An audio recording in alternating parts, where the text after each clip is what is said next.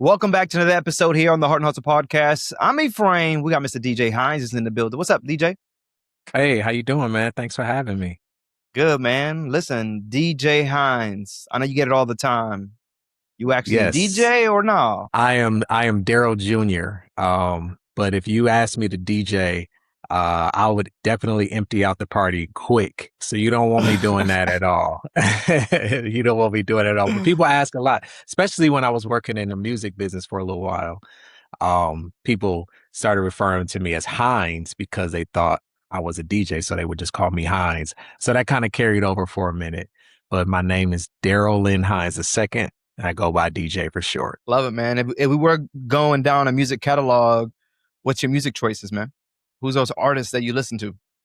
Oh man, I'll tell you right now, my favorite artist that I've been listening to for the past like several years, consistently gone to see him live several times, is PJ Morton.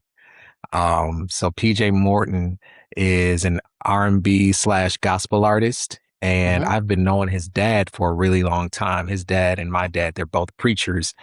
And they used to have each other come and speak. And his son just turned out to be a phenomenal musician, singer, songwriter, Grammy winning. He's actually one of the members of Maroon 5 as Oh, well. wow. So yeah, that's my favorite artist. And I tell people if they ever want to go to a fantastic live show, go see PJ Morton.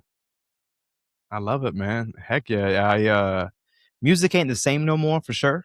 But Yeah, yeah, Maroon 5, when you said Maroon 5, it just takes me back a couple years though, man. Like that was definitely some people I was yeah, growing up on Maroon 5. So I hear you on that. yeah.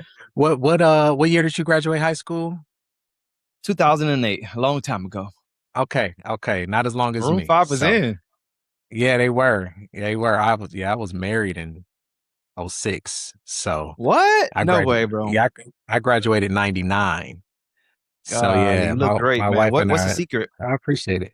Man, loving one woman right and drinking water and exercise. That's it. That's the key, man. Loving That's the one woman key. right. You ain't That's lying, right. because if you had too That's many, right. just the gray hairs that are just definitely Oh coming out of man, you're that. gonna kill yourself trying to do that. How long you been married? How long you been married? 20 years in a couple weeks. In a couple weeks we Wow. celebrate 20 years. Yes, it's Congrats, been a man. High beautiful, school beautiful sweetheart? experience, man. Yeah, been knowing her since I was 12 years old. We've been knowing each other a really long time. And we actually started dating when I was in college. She had recently graduated. And we just, we've been rocking together ever since. Let's go, man. You got kids? Yeah. Yeah, three 16-year-old son, a 13-year-old daughter, and a 9-year-old daughter. My son is actually Daryl Hines III, and we call him Trace for short. Oh, man. Yeah, and then my middle is Chloe, and my youngest is Sedona. So that's our crew, man. It's Sedona. the five of us. Does Sedona come from like Arizona? Yes, that was the inspiration for her name. Yeah, my late grandmother, Miss Karina Hines, she went to Sedona and called me almost in tears, telling me how beautiful it was, and she could feel the spirit of God. And she just went on and Wow. on and on. So my wife and I, we went to go visit, and we were thinking of names, and Sedona popped in my mind, and she was like, "Yes, let's do it." So that's where her name was inspired by, the city of Sedona. It's crazy, man. The reason I even asked Yeah. was just what came to mind was I recently went to Sedona, and Oh, yeah, okay. grandma was so right. That's the other reason I would have Yeah. never known if I didn't just recently go. But she Yeah. was so Yeah. right. The crazy part was that that day I was in Arizona, obviously for a best friend's wedding, but I was still working, doing some of these podcast conversations. Uh-huh. And before I even got there, Arizona, I was already kind of going through just a spiritual thing of just, leadership, just kind of in my head, asking Mm-hmm. God for all these things, whatever. So I get there and I realize like I'm in Arizona, but I'm not in Arizona, if it makes any Yeah. sense, right? Yeah, And then absolutely. Yeah, the it feels family was very going, different. yeah, yeah, yeah. The family Yeah. was going, out and about. And that day they were going to take about almost, I think it was almost like 3 hours to Sedona. And I was Mm. like, you know what? I need to go. Like, I need to go be with my Yeah. family, and Yeah. as much as I hate car rides, whatever, I canceled everything that day. I said I wasn't going to do it. I went out to Sedona, and my wife looked at me as soon as we get there, and she's like, this is the first time I've seen you smile this whole trip. Wow. Wow. Yeah, so you talk Yeah. about when you talk about that is I'm gonna actually have to tell her what your story because Yeah. there was something special about it. Now don't get me wrong, DJ. We also seen somebody get carried out in a body bag, my brother, because how hot it was. Oh, oh my God. Yeah, I guess It is, you can't go in the summer, man. You can't do that. You got to go in the Lord. winter. Well, I was Yeah. there in I the was just, summertime, so yeah. I got to experience Yeah. how hot it gets. Oh my goodness, brother. Yeah, that's like Hades in the Yeah, summertime. yeah, We went this past it is. January and the weather is perfect. January, February, even March, anytime during the winter the weather is perfect. But you go to the summer, man, you can pack it up, baby. It's too hot. Super, man. We're running definitely from the Yeah. house to the car, man. But Yeah. I love that you mentioned that your son is the third. How important is that Mhm. for you to continue that legacy, man? Yeah, I think, I mean, one of the Bible says, and and not to get preachy, but a good father leaves an inheritance, right? For his children's children. So I think part of that Mhm. inheritance is leaving a good name. And my dad, man, I'm so blessed that he has carried a good name, and a name that comes with respect, an honorable name. And now I'm in a position where I'm charged with doing the same thing of keeping a good name for my son so that, when he shows up and says, I'm Daryl Hines III, it means something, right? So I think Yeah. it's tremendously important as part of, your son's inheritance to give him a good name. And I'm hoping that I can continue to do that.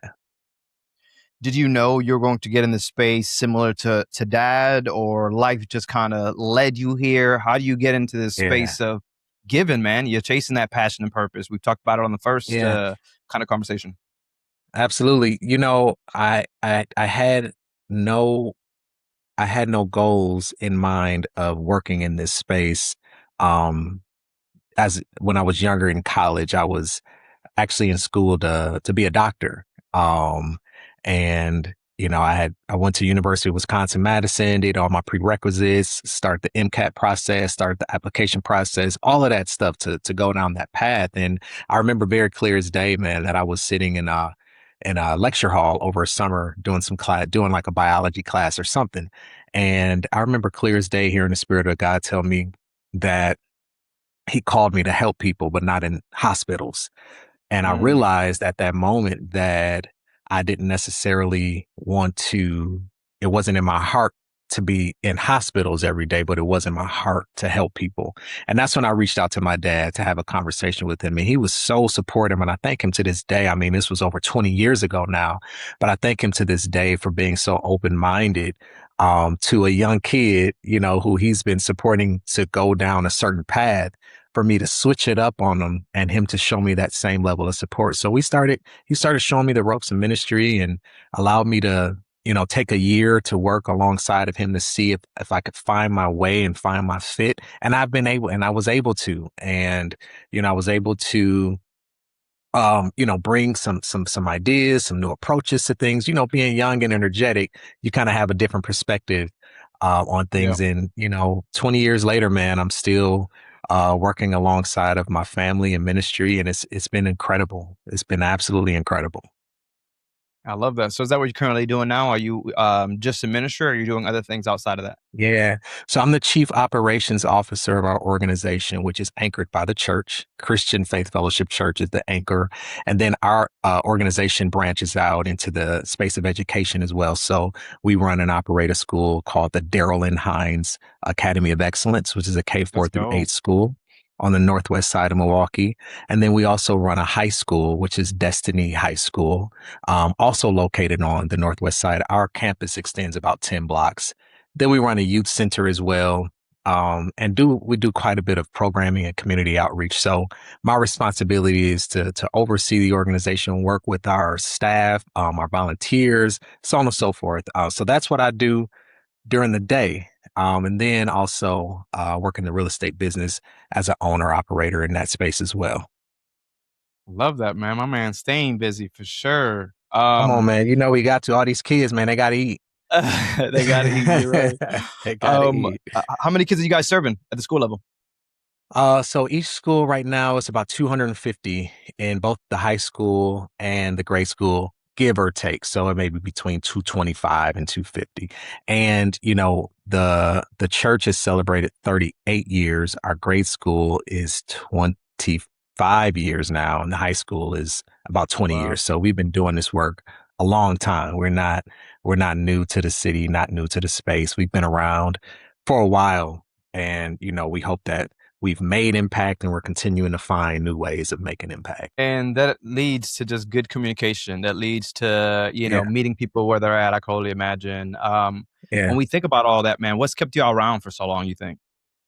You know, that's a really good question because there's a statistic that I learned over during the pandemic, which was a really hard time for churches and ministries. I believe it's like 1,600 churches nationwide close a day. So that lets you know that when you Wow. look up almost 40 years later and you're still here, there's something there.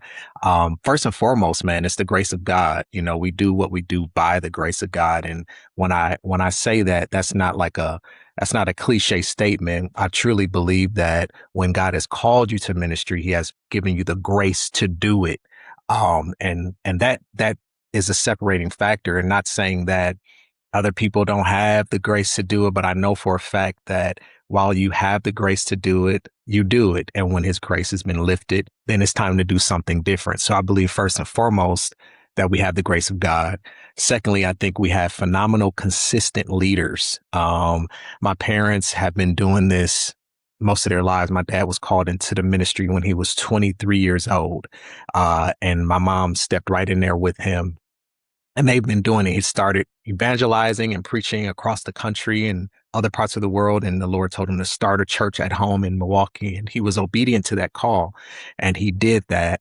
And over the years, he's been consistent with what he's done, doing what he says he's going to do, and just being in alignment with the mission that God gave him. So I think it's the grace of God and the consistency of our leaders that still have us here today. Love that, man. I actually want to kind of pivot because you talk about your dad being this man in your Yeah, life, very pivotal. yeah, But imagine you probably surround yourself with good men. But I think there's also the absolutely. lack of men surrounding themselves with men, being real with other men. And someone's asked, I was talking to someone, and it's not like we talk all the time, but he's like, yo, friend, I appreciate that as a man, you're able to have these conversations. Like, I truly thank you because I don't Yeah, have friends that speak the way that you do or pour in yeah, the way that you do. How important do you think that is, DJ? yeah, Because we, as men of color, yeah, men, bro, I think need yeah, to look at that a yeah. little differently. Absolutely. I think, you know, when you look at men and specifically men of color, we're doers, and most time we're not talkers. We're mostly focused on what is it that I have to get up and do? What is it that Yep. I'm responsible to make happen today? And even being at home, we don't necessarily always communicate with our wives all of the things that are on our minds, or with our children, because we carry the responsibility as men to see things happen and to make things happen. But I've learned later in age, you know, I'm gonna be 45 this year. I've learned in my 40s, even just recently, how important it is to talk to other men about things that we're going through, because Yeah. when I do that, I find that we're all kind of experiencing some of the same things. I have a best friend, his name is Jeff Mack. He lives in Madison. I'm in Milwaukee. We went to college together. And I think right around the time I turned 40, I was like, bro, are you like in pain every day? Like your body? And he felt so, he was like, oh my God, you are too. So he was like, bro, and then we started talking about our different body pains, our neck pains, our knees. So we were able to like figure out like, okay, what are you doing? And we were able to exchange ideas. Although humorous, that's a good example of just something simple enough Yeah. to say to your brother, like, man, how are you dealing with this? How are you dealing with that? Or are you experiencing this? And 9 times out of 10, we're a lot more similar than we give ourselves credit for. And I think it's those important conversations that will help enlighten us, whether it be about our careers or our finances or our relationships. We're all kind of trying to figure it out in real time. And when we're able to exchange ideas as men, it can be very powerful. Yeah. No, I agree, man. And I love that you're in that mix as well, and you're saying that it gets Yeah. better, in your 40s. So I gotta look forward to just more men than I Yeah. actually just got invited You got a long today. time. You got a long time. I got 4 years, man. I got 4 years. I'm 36 today. I got a little bit of Okay. time. I started Today, laughing. Say it again. to like today is your birthday? Like you're 30. No, no, no, no, no, no. Oh, okay, okay, I turned okay, 36. okay. I'm an Aries baby. April. I'm April baby. Ah, I see. I see. Okay. But yesterday I was laying down floor at the house, and I already knew Mm. what was up the next morning. I was already feeling it, and sure enough, I wake up today, and I'm like, my wife is like giving me a hug. I'm like, man, there's like muscles I feel hurting and sore that I even realize that you it. didn't that you didn't even know existed, right? It'd be different. It'd be different. So yeah, I Yeah, I definitely know. do see I those know. conversations, man. But Absolutely. as leaders, I think it's also good that other leaders talk to leaders because it also feels Yes. very, I would say, lonely at times. Who are those Absolutely. leaders that you could give praise to and give those flowers to, man, that really were pouring into you, maybe at times where you probably weren't even believing in yourself yet? Yeah, absolutely, man. There's a gentleman that's been in my life most of my life. His name is Emil Banks. He's actually my dad's assistant pastor. They started, my dad may have started the church and been doing it for maybe 2 years and, until before he met Emil Banks. He's a very successful attorney here in the city, beautiful wife, beautiful family. And he's been someone that I could go to consistently. He doesn't talk a lot, but when he does talk, it's very meaningful. It's impactful, and he's given me some tremendous life changing advice over the years. So he's definitely one. And I'm talking outside of my dad. He's been my mentor most of my life, but outside of him, Emil Banks Yeah. has been so instrumental in my life in different spaces in business.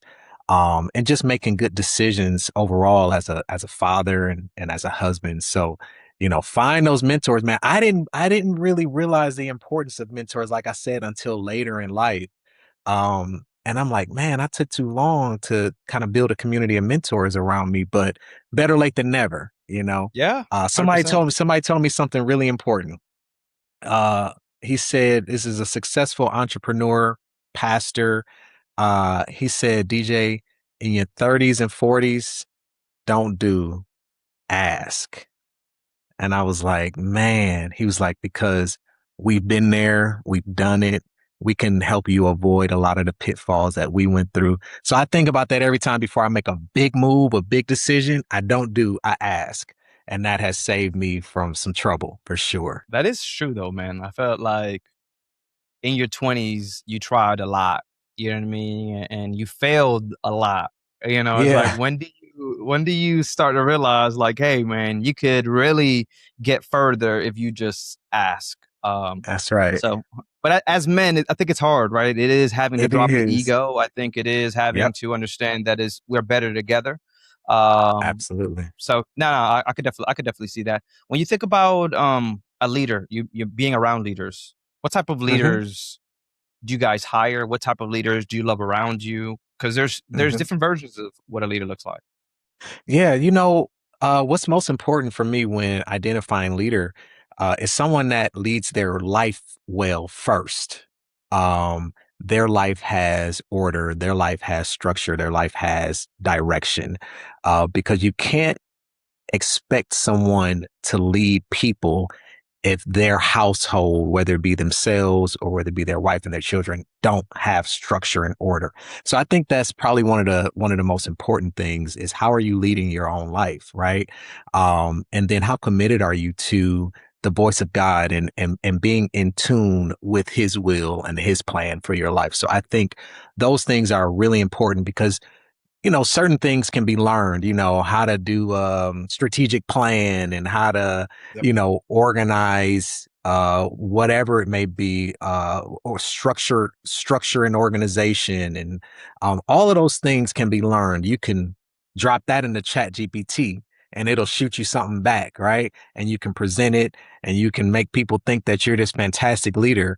But when you go home, things aren't orderly, so that doesn't prove leadership to me. I think it starts with how they lead their own lives. I love that. And I'm that 100%. Like that's the authentic leader, right? This is who you Hmm. are. You're not putting on Hmm. no mask. You truly live it. Exactly. I think more than ever, it's so important with AI and social media that you Yeah. become authentic version of you, man. Because best believe they're gonna find out who you are anywho at At some point in some time. So point. why not be authentic to you? Exactly. Um, Exactly. well, what do you feel about entrepreneurship, man? Sometimes I feel like it's very tough. It's not for everybody, but you've been doing it. You talk Yeah. about real estate. You talk about, Yeah. COO. You talk about the schools, the church. Yeah. There's a lot of entrepreneurship going on. What's your thoughts on it? Yeah. So here's the thing about entrepreneurship. I'm a big advocate for entrepreneurs. I'm actually going to, my wife and I are going to be rolling out our foundation real soon, the Hines Foundation. And one of our Let's pillars is go. going to be entrepreneurship. And what that means is empowering entrepreneurs to grow their businesses, services, etc. So it means a lot to me to see entrepreneurs thrive. I think a lot of times entrepreneurs can sometimes have the skill set and not necessarily a full understanding of the business side of it.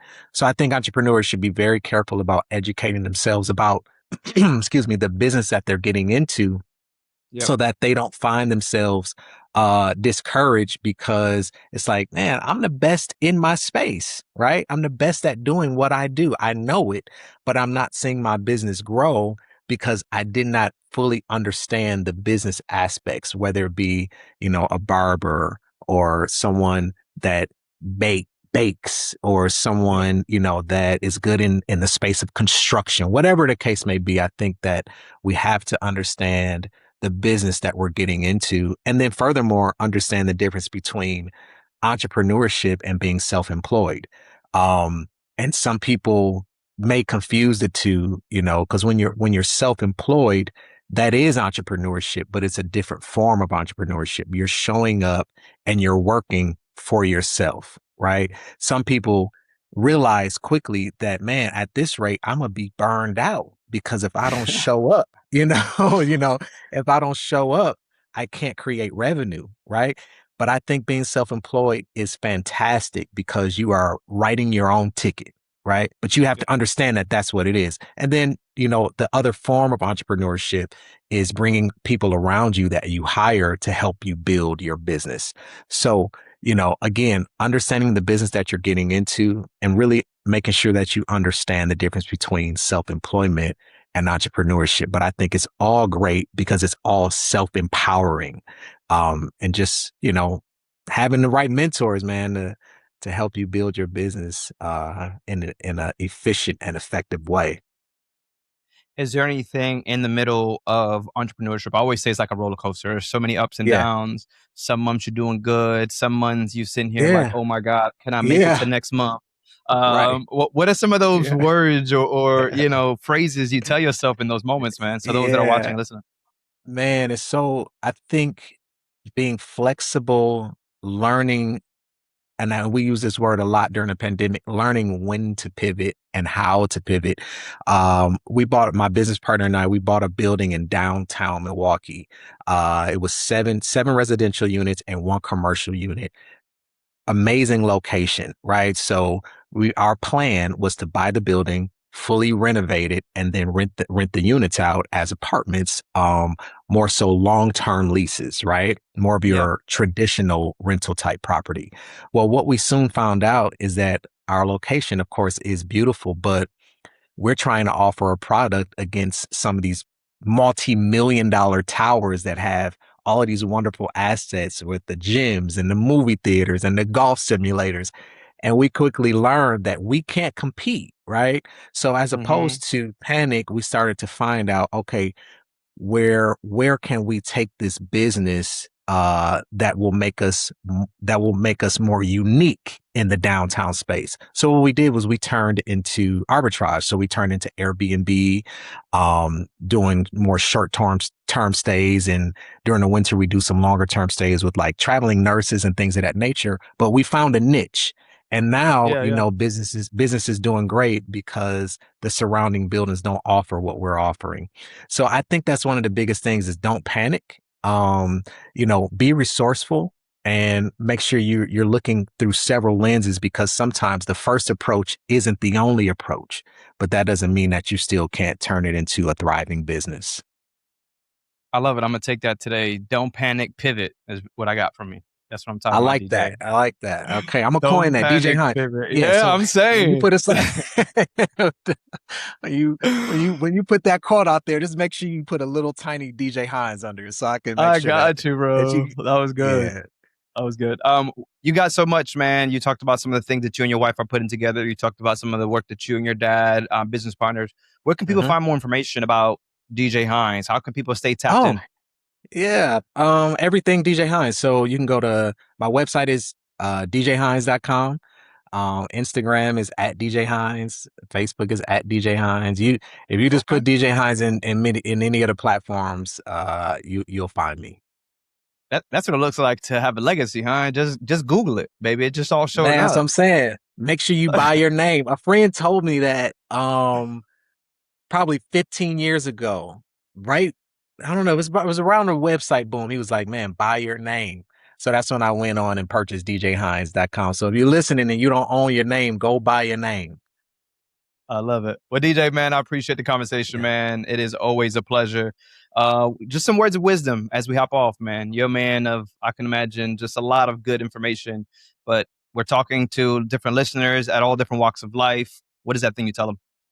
Yeah, absolutely. Right now, my wife and I, we're experiencing what we would consider one of the storms of life. My wife and I, we just lost her mother recently. We just had our services on Saturday, and meanwhile, we were, planning to, sell our home and try to figure out, what home we're going to transition into, and we have our 20-year coming up and our kids going back to school. So it just seems like there's so much going on around.